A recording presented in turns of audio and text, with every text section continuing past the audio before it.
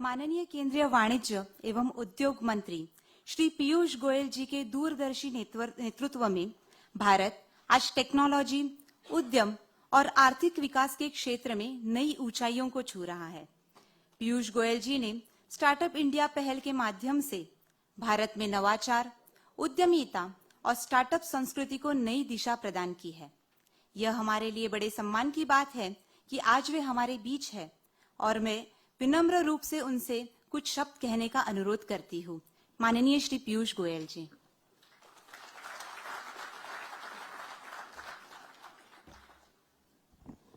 भारत सरकार के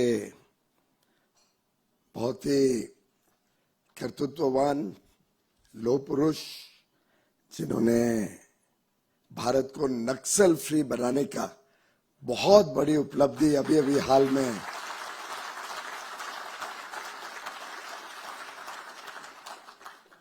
केंद्रीय गृह और सहकारिता मंत्री माननीय श्री अमित शाह जी, गुजरात सरकार के लोकप्रिय लोकप्रिय गुजराती में क्या बोलते हैं चीफ मिनिस्टर को? मुख्यमंत्री बोलते हैं। ये मैंने इसलिए किया क्योंकि इतनी सीरियस ऑडियंस देख के मुझे लगा था कि डिजाइन सब्जेक्ट अमित भाई को लगेगा बड़ा बोरिंग होगा। माननीय मुख्यमंत्री श्री भूपेंद्र भाई पटेल, मेरे मित्र, छोटे भाई और बहुत ही ऊर्जावान उप मुख्यमंत्री हर्ष भाई संघवी, गुजरात के हमारे भारतीय जनता पार्टी के अध्यक्ष जिनके साथ कई वर्षों से मैंने जमीनी स्तर पर पार्टी का काम किया है, फिर वो मंत्री भी थे और बहुत ही आनंदमय गुजरात के अलग अलग क्षेत्र में मुझे लेके गए, पाटन लेके गए, मोरबी लेके गए। ऐसे मेरे मित्र जगदीश भाई विश्वकर्मा जी, सम्मान्य मंच, यहाँ उपस्थित सभी एकेडमिक क्षेत्र की दुनिया से, उद्योग और उद्यमियों की दुनिया से जुड़े हुए साथीगण, इनोवेटर्स, कई सारे स्टार्टअप्स भी यहाँ पे आज आए हैं, युवा साथी, मीडिया के मित्रों, भाई और बहनों, सबसे पहले मैं हृदय से स्वागत करना चाहता हूं भारत के सपनों को साकार करने वाले माननीय प्रधानमंत्री नरेंद्र मोदी जी के एक भारत श्रेष्ठ भारत के विजन के शिल्पकार और एक ऐसे व्यक्ति जिन्होंने हम सबको, कार्यकर्ताओं को समय समय पे जो जिम्मेदारी पार्टी ने तय करी उसको बखूबी काम करने के लिए मार्गदर्शन दिया, हमें प्रेरणा दी और संगठन शक्ति के ताकत को हमें सिखाया, जो हमें ऑलवेज ऊर्जा देते रहते हैं काम करने की। ऐसे हम सबके नेता माननीय अमित भाई शाह का स्वागत करना चाहूंगा और धन्यवाद करना चाहूंगा कि आपने आज इस कैंपस में आके हम सबका उत्साह बढ़ाया है, हम सबको और ऊर्जा दी है आगे काम करने के लिए। मैं आदरपूर्वक अभिनंदन करता हूं गुजरात के माननीय मुख्यमंत्री जी श्री भूपेंद्र भाई पटेल, जिनके नेतृत्व में गुजरात भारत का एक एंटरप्रेन्योरियल पावर हाउस के रूप में काम कर रहा है। उनके साथ माननीय हर्ष संघवी जी तेजी से विकास पूरे गुजरात के कोने कोने तक पहुंचे, नई इंडस्ट्रीज, मॉडर्न अति आधुनिक सेक्टर्स, सेमीकंडक्टर हो, इलेक्ट्रॉनिक्स हो, डिफेंस और एरोस्पेस हो और साथ ही साथ हमारे विरासत के सेक्टर्स, चाहे जेम एंड ज्वेलरी हो, डायमंड हो, टेक्सटाइल हो, सबका जो सम्मिलित ताकत गुजरात में देखने को मिलती है भूपेंद्र भाई और हर्ष जी के नेतृत्व में, वो वास्तव में एक रोल मॉडल है जो माननीय प्रधानमंत्री जी ने जिसकी नींव रखी और आज इनके नेतृत्व में तेजी से आगे बढ़ रही है। माननीय प्रधानमंत्री जी ने गुजरात को जो मॉडल दिया था डेवलपमेंट का, वो आज पूरा देश अपना रहा है, विकास भी विरासत भी। और अगर भारत में वो एंटरप्रेन्योरियल स्पिरिट देखने को मिलती है, आज जो हमारे युवा युवती नौकरी के पीछे नहीं भाग रहे हैं, अपना खुद का नवाचार के साथ, नई सोच के साथ काम करते हैं, उसमें एक बहुत अहम कड़ी इनोवेशन और इनोवेशन के साथ डिजाइन की है। वैसे तो अभी हाल में जो चुनाव में अभूतपूर्व विजय माननीय प्रधानमंत्री और माननीय अमित शाह जी के नेतृत्व में पश्चिम बंगाल में हुई, अगर उसको भी देखें तो एक अमित भाई के working style, design in thinking का एक ये उदाहरण है, कैसे उन्होंने हर क्षेत्र में, चाहे वो इलेक्शन का कैंपेन हो, चाहे गवर्नमेंट की स्कीम्स हो, चाहे नक्सलवाद को खत्म करने का कार्य हो, हर क्षेत्र में अगर हम सोची समझे डिजाइन के साथ काम करते हैं तो कैसे देश की प्रगति तेजी से आगे हो सकती है, उसका वास्तव में सही एक रोल मॉडल अगर कोई है तो माननीय प्रधानमंत्री नरेंद्र मोदी और माननीय गृह मंत्री अमित शाह जी इसके रोल मॉडल हैं। मेटिकुलस प्लानिंग, मेटिकुलस डिटेलिंग, हर चीज की गंभीरता और गहराई में जाना और स्ट्रक्चर्ड तरीके से प्रोग्राम को एग्जीक्यूट करना। आखिर आप सब एक्सपर्ट्स हैं, हम तो एक्सपर्ट नहीं है डिजाइन के, पर बेसिकली हम डिजाइन में क्या करते हैं, हम एक प्रकार से नई चीज को लॉजिक के साथ तैयार करते हैं। और मैं समझता हूं भारत ने तो अति पुराने समय से अगर हम देखें तो विश्व को बहुत कुछ दिया है। इतिहास में देखें, प्राचीन काल में तो चाहे आर्किटेक्चर हो, हम कोई लोग सोचते होंगे वास्तु क्या है, कोई रिलीजियस चीज है, ऐसा नहीं है। बड़ी सोची समझी स्ट्रक्चर्ड डिजाइन एलिमेंट्स हैं भारत के पुराने वास्तु शास्त्र में, आर्किटेक्चर में।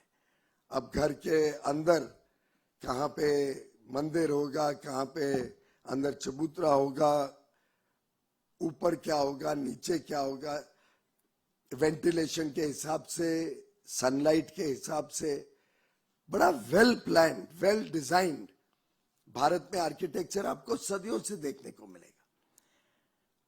भारत की मैथमेटिक्स के बारे में तो हम सब जानते ही हैं। हम सबको पता है किस प्रकार से भारत ने, शुश्रुत ने जो सर्जरी का शास्त्र, आखिर उसके औजार भी भारत में कब रहे होंगे। तो भारत के लिए नया डिजाइन, नई सोच कोई नई बात नहीं है। दुर्भाग्य से सालों साल की गुलामी से हम उस सोच से परे हो गए, सोच से थोड़ा अलग हो गए। दिल्ली में आयरन पिलर है, वो कभी रस्ट नहीं होता है, सम्राट अशोक के समय का है। यानी मेटलर्जी में भी हमारे पास कितना शोध था, कितना नवाचार था, और ये हर क्षेत्र में देखने को मिलेगा। लेकिन आज जो समय की आवश्यकता है, उसमें हमें ऐसे डिजाइन तैयार करने हैं जो भारत के भविष्य को, भारत के भाग्य को बदले। We have to define the destiny of Bharat in the 21st century and design, innovation and research is the roadmap towards a developed and prosperous country, towards Viksit Bharat 2047. अगर हम सबका सामूहिक प्रयास साथ में जोड़ें तो हमें ध्यान में आएगा कि डिजाइन सिर्फ व्यक्ति नहीं होता है, डिजाइन एक प्रकार से एक पूरी सोच होती है। और कोई भी दुनिया का देश विकसित आज तक नहीं बना है सिर्फ लोगों के आधार पर या नेचुरल रिसोर्सेज के आधार पर या बड़ी कंजम्पशन इकोनॉमी के आधार पर। आप कल्पना करिए जो विकसित देश हैं, जो डेवलप्ड कंट्रीज हैं, उन सब में आपको ध्यान में आएगा कि 3 प्रमुख चीजें अलग अलग क्षेत्र में हो सकती हैं। एक इनोवेशन, एक डिजाइन थिंकिंग में पूरा डिजाइन घुट घुट के भरा हुआ है, और एक एंटरप्रेन्योरशिप। और मैं समझता हूं कि एनआईडी का गांधीनगर में होना बहुत ही एप्रोप्रिएट है, बहुत ही सही है, क्योंकि गुजराती के डीएनए में ही एंटरप्रेन्योरशिप है। गुजराती भाई बहन हर चीज में कोई ना कोई नए तरीके से अवसर ढूंढ ही लेंगे, नया काम करने का, नया डिजाइन करने का। यहां तक कि अगर हम ज्वेलरी सेक्टर को देखें तो आज भारत की जो डिजाइन ज्वेलरी होती है उसको दुनिया में कोई बीट नहीं कर सकता। आज जो टेक्सटाइल्स में भारत की ताकत है, आधुनिक समय से चलती आ रही है, तो उसको कोई बीट नहीं कर सकता है पूरी दुनिया। पर आज जब एनआईडी ये नया इंक्यूबेशन और इनोवेशन सेंटर बना रहा है, शुरुआत हुई है माननीय अमित भाई के कर कमलों से, तो डिजाइन एजुकेशन और एंटरप्रेन्योरशिप इन दोनों को जोड़ के अगर हम आगे चलते हैं तो राष्ट्र निर्माण का काम और तेज गति से आगे बढ़ सकता है, और वो गुजरात की पावन धरती से देश भर में ये काम बढ़े, ऐसा आज माननीय गृह मंत्री जी ने हमें आदेश भी दिया है, हमें गाइड भी किया है। यहाँ आने के पहले जब एग्जीबिशन पे माननीय गृह मंत्री जी अलग अलग चीजें देख रहे थे तो लगभग हर जो नई शोध थी, हर इनोवेटिव प्रोडक्ट के सामने माननीय गृह मंत्री जी ने हमें एक नया एंगल दिया, किस एंगल से इसको कमर्शियलाइज स्मार्टर कर सकते हैं, बेटर कर सकते हैं, देश के लिए लाभ पहुंचा सकते हैं। और एक प्रकार से यही सेंटर का उद्देश्य रहने वाला है। We have to be open to new ideas. जो माइंड का ओपननेस है वही हमें प्रोत्साहन देगा, चाहे स्टूडेंट हो, फैकल्टी हो, पब्लिक प्राइवेट पार्टनरशिप में एकेडेमिया के साथ हमारा जुड़ाव हो, उस सब में कैसे हम खुले मन से नई दिशा में सोच को आगे लेके जाएं, जिसको designers out of the box thinking भी कहते हैं। और सिर्फ प्रॉब्लम को एक बीटन ट्रैक, जो पुराना तरीका है उसी से देखने के बदले हर एक चीज में एक नए नजरिए से जब कोई देखता है व्यक्ति, तो वो एक डिजाइनर बनता है। और एक प्रकार से ये जो सेंटर है ये लोगों का दिमाग खोलने के लिए काम करेगा, नई सोच को लोगों में तैयार करने की प्रयास करेगा। देखा जाए तो नेचर अपने आप में एक बड़ा डिजाइनर है। आज जो पूरा पर्यावरण है या जो नेचर है, आप सोचिए कितना यूनिक डिजाइन है पूरे नेचर का, क्या बैलेंस है, क्या इकोलॉजिकल बैलेंस है, क्या ह्यूमन बॉडी का डिजाइन है। एवोल्यूशन ने बड़े इनक्रेडिबल डिजाइन्स बनाए हैं, और अब समय है कि भारत और अपने नए नेचर इंस्पायर्ड एवोल्यूशन और डिजाइन्स के साथ पूरी दुनिया की सेवा करे। इनोवेशन का अगर कोई टेस्ट करना हो तो उसका सही टेस्ट यही रहेगा, ये नहीं कि सिर्फ ये एडवांस टेक्नोलॉजी है, सही टेस्ट तो ये रहेगा कि क्या इसके लोग इस इनोवेशन से लोगों का जीवन और बेहतर बना, लोगों को व्यापार या उद्योग चलाने के लिए या काम करने के लिए कुछ और सुविधा मिली? क्या इससे नए रोजगार का सृजन हुआ? क्या इससे हमारी इकोनॉमी और मजबूत होती है? प्रोडक्टिविटी, एफिशिएंसी गेन्स क्या होती है? ये मापदंड पे हमारे डिजाइन्स देखे जाएंगे। और मुझे लगता है कि भारत में ये माइंडसेट है, सिर्फ इसको थोड़ा कुरेद के निकालने की आवश्यकता है। और मुझे पूरा विश्वास है कि पूरी सफलता के साथ ये सेंटर लोगों का माइंडसेट बदलने में सफल होगा और यहां से निकले हुए लोग पूरे देश भर में जाएंगे, टियर 2, टियर 3 सिटीज, अलग अलग जगह जाके ये जो सोच है, ये सोच को और देश तक पहुंचाने का भी काम करेंगे।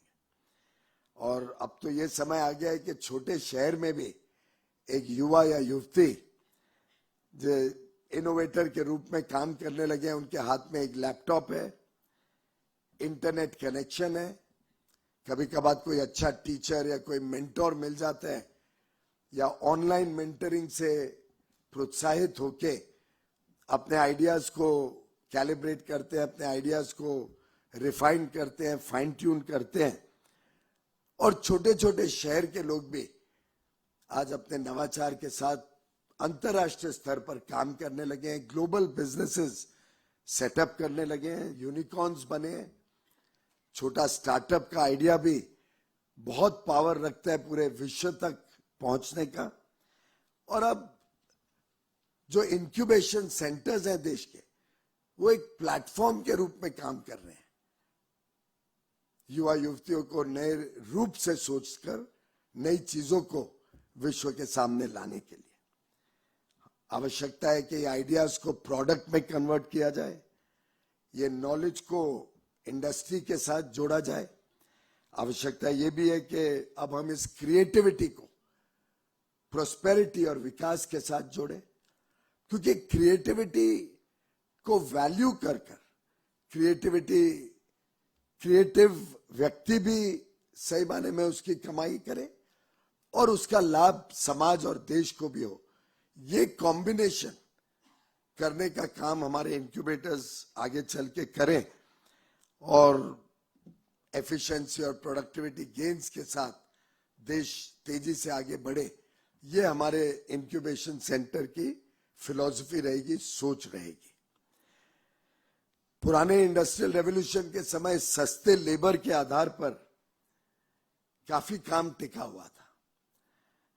फ्यूचर की जो इकोनॉमी है वो ऑटोमेशन, आर्टिफिशियल इंटेलिजेंस, ज्यादा टैलेंट और skilled man power, creative designs और इनोवेशन के आधार पर देश को और उद्योग को आगे बढ़ाएगा।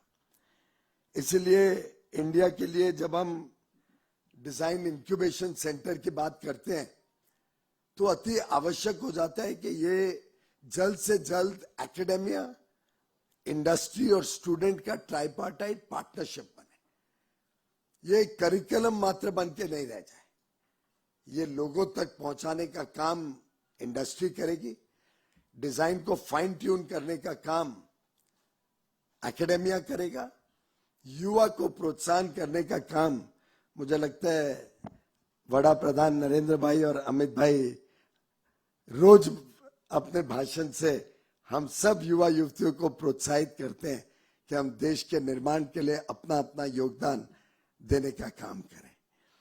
वैसे मेरा लड़का कह रहा है मेरा समय पूरा हो गया, पर माननीय गृह मंत्री जी ने मुझे अनुमति दी है कि मैं थोड़ा विस्तार से विषय रखने की कोशिश करूं, जिससे हमारे यहाँ उपस्थित सब एकेडमिशियंस वगैरह भी ये माइंड में समझे कि हमारा काम सिर्फ एक स्टूडेंट बनाना नहीं है, हमारा काम स्टूडेंट को अंतिम छोर तक लेके जाना है। कैसे वो सफलतापूर्वक अपने नए क्रिएटिव आइडियाज को मोनेटाइज भी कर सके, कैसे वो आगे चलकर अपने पैरों पे खड़े होके स्वयं भी सक्सेसफुल हो और साथ में और लोगों को सक्सेसफुल बनाने का काम करें। अभी हमने बाहर महिंद्रास की इतनी सुंदर डिजाइन गाड़ियां देखी। अब आप अंतरराष्ट्रीय कोई गाड़ी देख लो, वैसे तो जो दुनिया में बड़ी विख्यात गाड़ियां हैं उसका डिजाइन इसके सामने कुछ भी नहीं है। साइबर ट्रक वगैरह, I don't think they stand a patch compared to the cars design by our NID students. पर क्या वो सही माने में स्टूडेंट भी प्रोत्साहित तो हुआ कि अमित भाई आए, अमित भाई ने देखा, उसको रिकॉग्नाइज किया, पर क्या वो स्टेक होल्डर बन पाया इस डिजाइन की सफलता में अंत तक? ये भी हमने अभी अपने काम में, अपने टीचिंग्स में स्टूडेंट को समझाना पड़ेगा, तैयार करना पड़ेगा, और एक इंक्यूबेशन के साथ साथ प्लेटफॉर्म क्रिएट करें जो इंक्यूबेशन को कमर्शियल मोनेटाइजेशन तक लेके जाए। ये काम भी अभी हम आगे चल के बढ़ाएंगे, और इसमें जो भी आप आइडियाज दें वो वेलकम होंगे। आज का भारत कमजोर नहीं है, आज का भारत आत्मविश्वास के साथ भरा हुआ है। आज का भारत डिजिटल कनेक्टिविटी में सबसे तेज है, सबसे आगे है। शायद ही दुनिया में कोई देश ने इतनी तेजी से 5G कोने कोने तक पहुंचाया हो। शायद ही कोई देश है जहां पे इतना कम सस्ते दाम पर आपको डिजिटल कनेक्टिविटी मिलती हो और डेटा मिलता हो, जिसके कारण आज हम विश्व के आकर्षण का केंद्र बने हैं। और आज का भारत एम्बिशियस भी बहुत है। आज का भारत छोटी मोटी उपलब्धियों के पीछे नहीं जा रहा है। आज का भारत अपने आप को एक विश्वगुरु बनाने के लिए काम कर रहा है। और ऐसे में जब हमारे पास विश्व की फास्टेस्ट ग्रोइंग इकोनॉमी है, थर्ड लार्जेस्ट स्टार्टअप इकोसिस्टम है, हम डिजिटल पब्लिक इंफ्रास्ट्रक्चर में विश्व स्तरीय लीडर बने, हमारे पास एक मैन्युफैक्चरिंग पावर हाउस है, हमारे पास एक निर्णायक नेतृत्व है, डिसाइसिव लीडरशिप है, युवाओं की फौज है, युवा युवतियों की करीब करीब 14 लाख स्टेम ग्रेजुएट्स भारत में हर साल तैयार होते हैं। साइंस, टेक्नोलॉजी, मैथ्स और इंजीनियरिंग के 14 लाख। जब मैं विदेश के कोई मंत्रियों को, वाणिज्य मंत्री या उद्योग मंत्रियों को बताता हूं तो आश्चर्यचकित हो जाते हैं कि इतनी बड़ी फौज, युवा फौज आज भारत की कैसे बड़ी ताकत बनी है।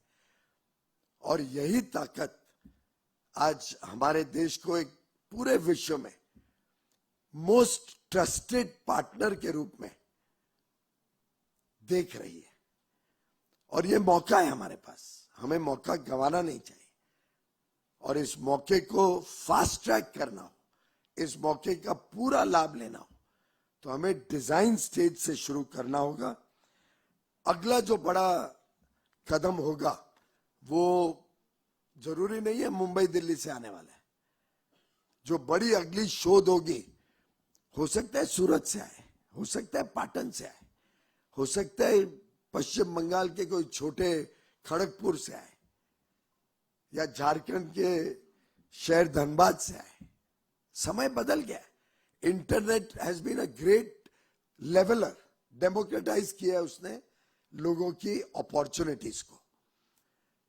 और ये जो आज ताकत 140 करोड़ भारतवासियों को देश भर में पहुंची है, उसके पीछे आप सोचिए कितना सोची समझी रणनीति रही है।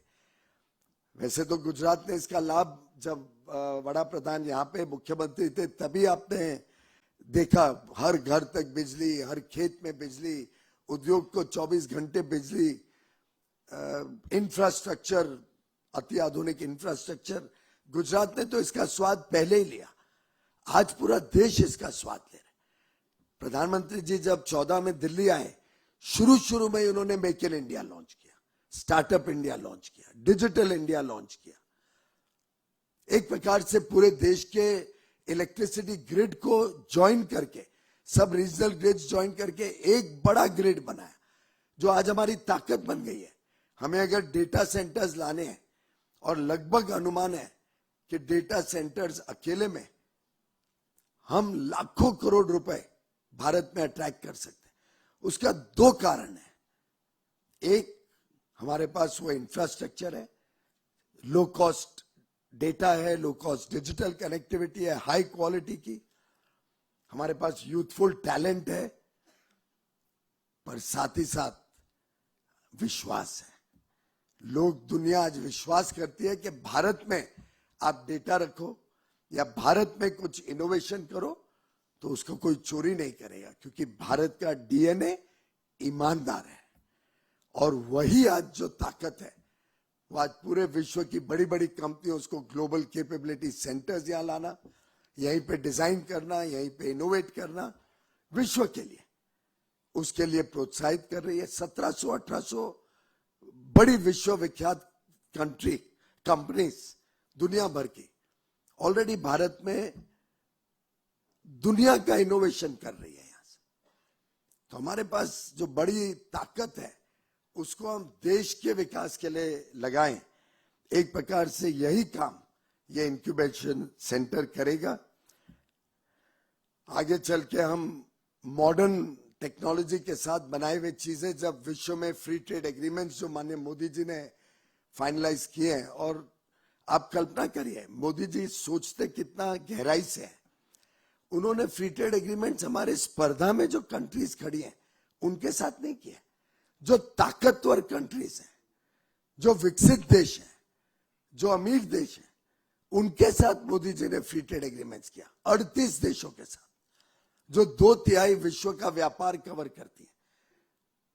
ऑलमोस्ट 70% ऑफ ग्लोबल जीडीपी में आज भारत को प्रिफर्ड एक्सेस दिलवाया प्रधानमंत्री मोदी जी ने।